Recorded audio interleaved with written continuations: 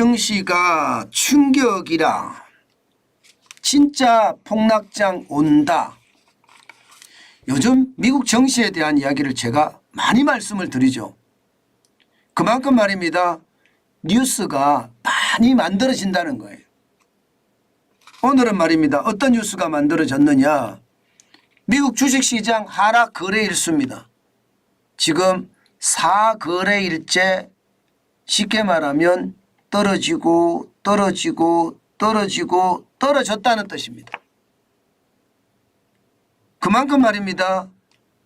미국 주식시장에 검은 먹구름이 꼈다는 뜻이에요. 이게 검은 먹구름이 말입니다.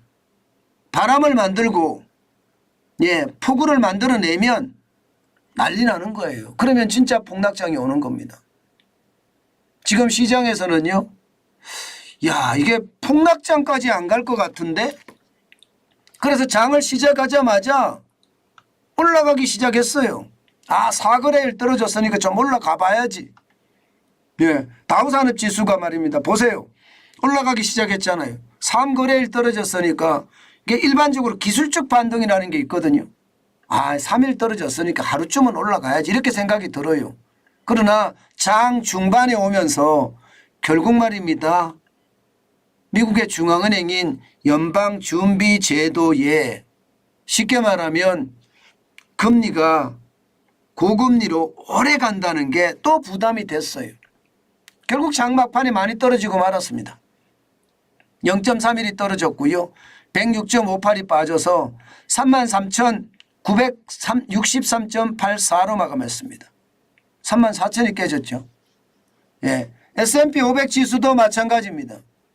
0.23이 빠졌고요. 9.99가 빠져서 4,320.06으로 마감했습니다.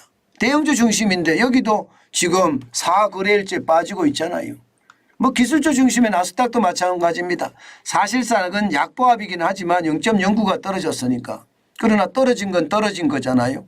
12.18이 빠져서 13,211.81로 마감했습니다. 그만큼 말입니다.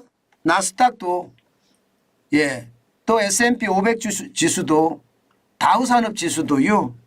기본적으로 이 매파적 금리 동결에 대한 부담감이 굉장히 컸습니다.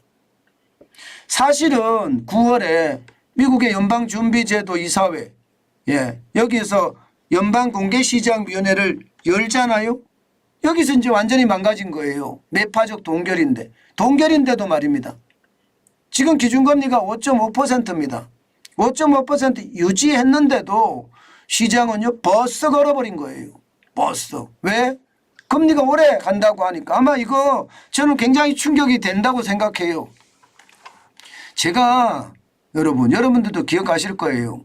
제가 고금리로 오래 간다는 이야기를 오래전부터 했습니다. 오래전부터. 왜 제가 그렇게 이야기했는지도 내용이 나와 있습니다. 공급망이 붕괴가 되고 공급망이 붕괴가 되면 이게 수요와 공급의 어떤 절차가 맞아떨어지지 않기 때문에 이게 수요는 그대로인데 공급이 안 따라주면 가격은 올라간다. 가격이 올라가면 금리는 고금리가 계속 간다. 그 말씀 드렸어요. 제 말대로 가잖아요. 결국은 말입니다. 내년에도 5%의 금리, 2025년 2년 후에도 3.9%의 금리, 기준금리가 2026년에도 2.9%의 기준금리입니다. 기준금리가 지금 뭐 2년 후, 3년 후, 4년 후까지도 보면 이게 쉽게 안 내려갑니다. 그러니까 거기에 대한 부담감이 굉장히 크죠. 게다가 말입니다. 요즘 시장의 분위기는 중립금리에 대한 이야기가 계속 나오고 있습니다. 중립금리가 올라간다는 거죠.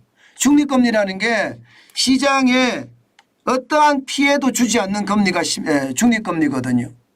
쉽게 말하면 물가 상승률하고 금리하고 좀 비슷한 뭐 정확하게 어디다 이렇게 이야기할 수는 없지만 물가 상승률 기준금리가 거의 같아지는 그 시점이 중립금리라고 이야기도 할 수 있습니다. 우리가 뭐 조사를 안 하고 그냥 우리가 쉽게 인식할 수 있는 방법은 그게 아닌가 싶은데 분위기는요. 그 중립금리가 올라간다는 분위기가 형성이 되어 있습니다. 그만큼 인플레이션이 오래 가고 또 목표 인플레이션 어떤 물가를 2.0%가 아니다. 좀 올려야 된다. 이런 이야기도 나오는 게 중립금리가 올라가니까 목표 물가도 올려야 된다. 뭐 이런 논리로 설명이 되는 거거든요. 그만큼 말입니다. 그만큼 고물가 오래 간다. 또 고금리 오래 간다. 그 뜻입니다. 고물가가 되면 고금리는 당연한 거라고 봅니다. 그렇기 때문에 여러분 제가 계속 여러분에게 강조한 게 있습니다. 고금리, 고물가, 고환율은 오래 간다. 그렇기 때문에 우리는 스태그플레이션의 시대에 저성장 고물가의 시대에 살고 있다. 때문에 절약하고 준비하고 준비라는 것은 이제 이 스태그플레이션은 결국 경기 침체를 가져오거든요. 준비한다는 현금을 쌓아가는 일입니다. 현금을 쌓아가고 일이 없으면 어떤 일이든지 시작을 하는 게 좋다. 뭐 내 입맛에 맞는 일을 찾는 것보다가 돈을 더 많이 벌 수 있는 게 지금은 더 현명하다. 제가 그런 말씀을 드려요. 기왕이면 내가 노후에 해보고 싶은 것을 해서 돈을 버는 게 훨씬 더 좋죠. 그러나 그게 안 된다면 놀지 말고요. 뭔가 일을 하면서 이 활력을 넘치게 만들고 그러면서 말입니다. 뭔가 가능성을 자꾸 키워가는 것 지금 필요하지 않을까 싶습니다. 나이가 젊어도 나이가 중간쯤이라도 나이가 많아도 그렇습니다. 활력이라는 것은 변화거든요. 변화가 있어야지 움직일 수 있으니까 그 변화에 우리가 아주 강하게 대응하는 것 그러면서 현금을 쌓아가는 것 굉장히 저는 중요하다고 생각합니다. 그만큼 여러분 우리는 그 중요함에 우리가 반드시 생각을 해야 된다. 제가 그 말씀을 계속 제가 올립니다. 실제 그렇게 해야 된다고 저는 생각을 하고요. 그것이 말입니다.